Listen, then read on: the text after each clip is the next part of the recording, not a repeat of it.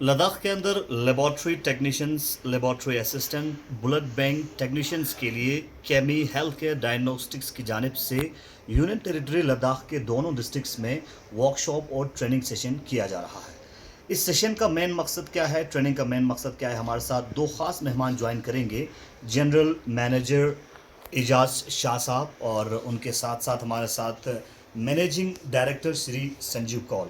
आप दोनों का हमारे चैनल में इस्तेमाल करते हैं सर। Thank you. सबसे पहले एजाज शाह साहब, आपसे जानना चाहेंगे इस ट्रेनिंग का मेन मकसद क्या है और कैसे आप टेक्नीशियंस को उन अहम चीज़ों के बारे में इंफॉर्मेशंस पहुंचाते हैं जो हमारे लोगों के लिए, पेशेंट्स के लिए ज़रूरी होता है। देखिए, जैसे कि आपको पता है, करगिल और लेह जैसे एरियाज जो हैं ये एसोसिएटेड है बाकी फार फ्लंग पीएचई से सेंटर से, जहाँ पे मैं बेसिकली एक इंजीनियर हूँ प्रोफेशन से। तो सर्विस प्रोवाइडर्स जो है वहाँ पे जाना मुश्किल है, ख़ास तौर पे कोल्ड वेदर में। तो हम यहाँ पे टेक्नीशियंस को ख़ास तौर पे मैं मेंटेनेंस के हवाले से उनको आगाह करूँगा जी। कि जब भी इक्विपमेंट में छोटे मोटे ब्रेकडाउन्स आएंगे और यहाँ पे आपका हैवी स्नोफॉल होगा या किसी वजह से इंजीनियर वक्त पे नहीं आ सकते, तो वो टिट्स बिट्स से अपनी मशीन को कैसे अप करके पेशेंट केयर को जो है जल्द से जल्द रिपोर्टिंग करें और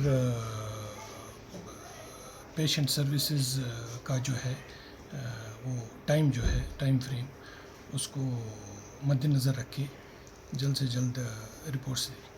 तो ये एक अहम बात आपने कही, जिस तरह से लद्दाख के, अगर हम बात करें लद्दाख की जो टोपोग्राफी है देश के दूसरे जगहों से एकदम अलग है। विंटर में हार्श क्लाइमेट कंडीशन होता है, बर्फबारी ज़्यादा होती है, तो उस हवाले से क्या ऑब्जर्वेशंस आपने किया, क्या कुछ करने की ज़रूरत है? एक्चुअली सबसे पहला ये है कि मैंने ऑब्ज़र्व किया है कि टेम्परेचर का प्रॉब्लम बहुत है। एम्बिएंट टेम्परेचर जो है लैब में जो है, जब तक आपका एम्बिएंट टेम्परेचर जो 15 से 25 डिग्री नहीं होगा तो टेस्ट रिज़ल्ट्स काफ़ी इफ़ेक्ट होंगे। तो नंबर 2 ये है कि टेक्नीशियंस जो हैं उनकी सप्लाईज़ बर वक्त आ रही हैं कि नहीं, और सर्विसेज के हवाले से कि अगर वो अवेयर होंगे कि उनको एट द 11th आवर क्या क्या चीज़ें चाहिए, तो वो खुद उस पर काबू पा लें बनस्बत कि किसी और के ऊपर डिपेंडेंट रहे। चलिए, बहुत बहुत शुक्रिया सर। संजीव कौल साहब हैं जो कि मैनेजिंग डायरेक्टर हैं केमी हेल्थ केयर डायग्नोस्टिक्स के। नमस्कार सर, दोनों डिस्ट्रिक्ट्स में लगातार आपका ट्रेनिंग जारी है। लेह में मुकम्मल और अब करगिल में भी आप आगाज़ करने जा रहे हैं, ट्रेनिंग देने जा रहे हैं। तो इस ट्रेनिंग के कॉन्टेक्स्ट में आप क्या कहना चाहेंगे?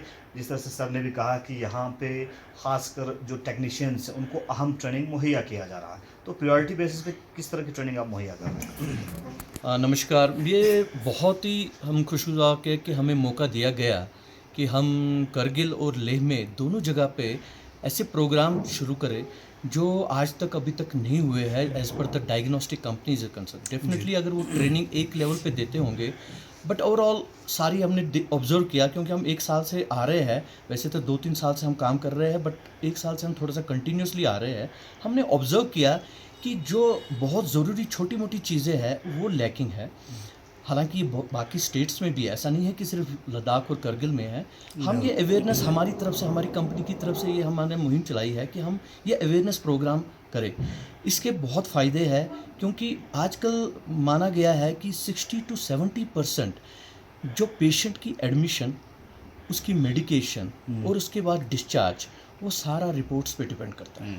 सो इसका मतलब आज की डेट में जो डायग्नोस्टिक टेस्ट है, चाहे वो एक्सरे, अल्ट्रासाउंड या लेबॉर्ट्री टेस्ट है, बहुत ज़रूरी है, क्योंकि बहुत doctors are dependent on those reports.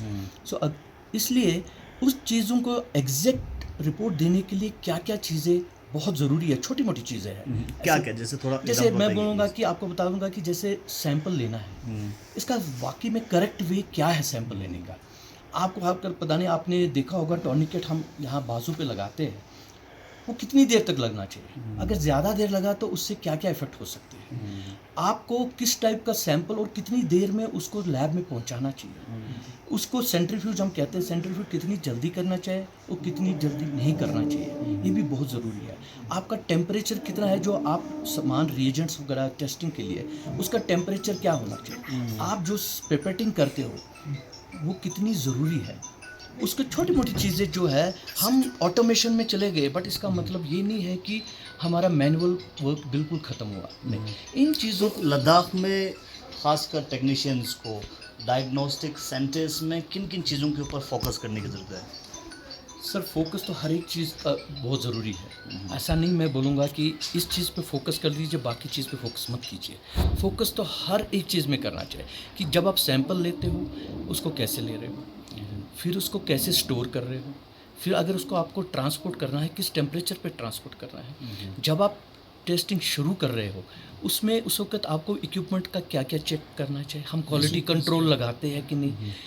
फिर उसके बाद जब आप इसको टेस्ट कर रहे हो उसकी रिपोर्टिंग सही है कि नहीं है, वो आपको जज करना है।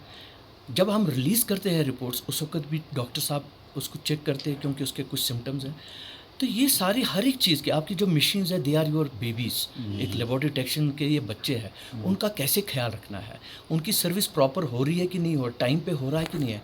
हम ज़्यादातर हमने देखा है कि लैब्स में क्या होता है, जब तक मशीन ख़राब नहीं होगी तब तक हम उसका ख्याल नहीं रखता है। वायरस अगर हमारी गाड़ी हो उसका इंश्योरेंस हम एक दिन भी डिले नहीं करते हैं, जबकि हम जो ये इक्विपमेंट्स है जिस पे लाइफ ऑफ पेशेंट की डिपेंडेंट है, इसकी मेंटेनेंस को हम थोड़ा सा इग्नोर करते हैं।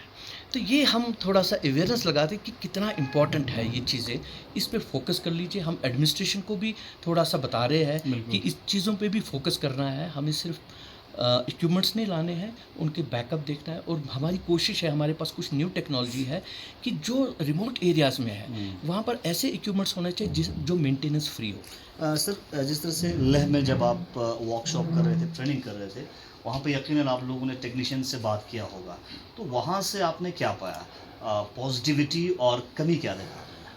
ये बहुत अच्छा क्वेश्चन आपने पूछा कि जो हमारा प्रोग्राम था वो संडे को था। तो एक दिन पहले मैं कुछ टेक्नीशियन से मिला, तो उन्होंने ये कहा कि आपने हमारा संडे एक था वो आपने हमारा बर्बाद कर लिया। तो मैंने उनको बोला था कि मैं आपको एश्योर करता हूँ कि जब आप कल हमारे साथ होंगे कि आप ये रियलाइज़ करेंगे कि आपकी संडे जो है वो बर्बाद नहीं है। मुझे इतनी खुशी हुई, by end of a day वो कहते थे सर ये 2 दिन का होना चाहिए था, और आप नेक्स्ट टाइम कब आ रहे हो। हमें कुछ ऐसी चीज़ें थी जो हमें पता नहीं थी, आज हमें ये पता चली। और ये कोई ऐसी बहुत बड़ी चीज़ें नहीं मैंने बताई, बेसिक चीज़ें जो है जो आपको कैसे करना चाहिए, जो हम रूटीन में ट्रेनिंग। और मैं ये कहूँगा कि government should also focus on those things. ज़रूरी नहीं कि हमें और भी कई लोगों को इनवाइट करें, उनको बोले इन चीज़ों के ये ट्रेनिंग प्रोग्राम्स बहुत ज़रूरी है। हम जो डिजिटल कर रहे हैं दैट इज़ डिफरेंट।